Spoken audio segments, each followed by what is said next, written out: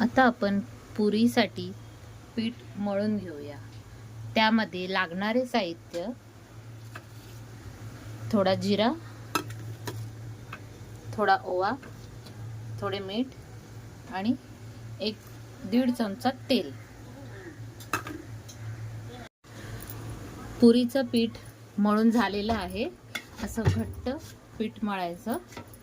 आता आपण त्याला 1-2 मिनिटं असंच ठेवून देऊया आणि पुऱ्या लाटायला घेऊया.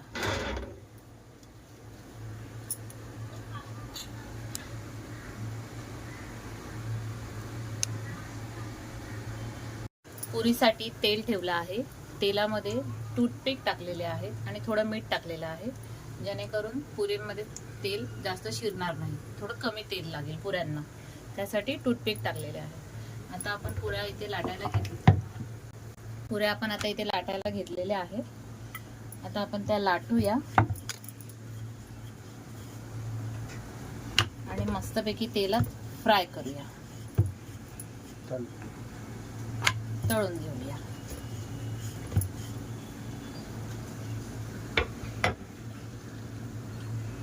पुऱ्यांचं तेल तापलं आहे की नाही ते चेक करूया. तेल तापलेलं आहे, पुरीला बुडबुडे आलेले आहे. आता आपण त्यात केलेल्या पुऱ्या सोडूया. एकदम सावकाश सोडा, अंगावर येतं तेल.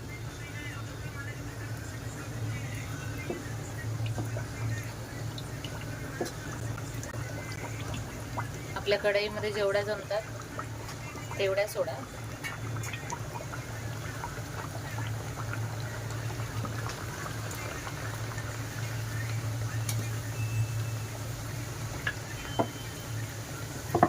छानपैकी फुगल्या पाहिजे.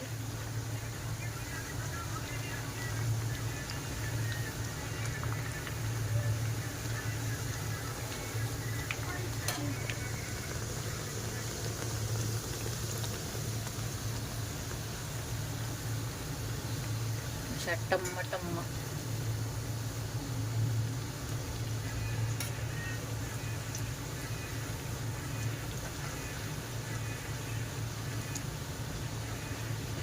अशा प्रकारे पुऱ्या सर्व आपण तळून घेऊया. ह्या अजून झालेल्या नाही आहेत. थोड्या लालसर ब्राऊन रंगाच्या झाल्या की काढूया.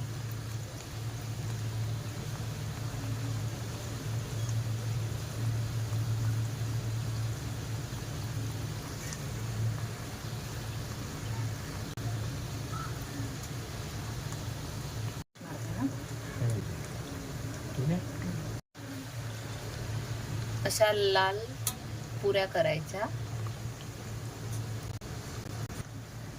अशा लाल मस्त ब्राऊन रंगाच्या पुऱ्या तळून घ्यायच्या.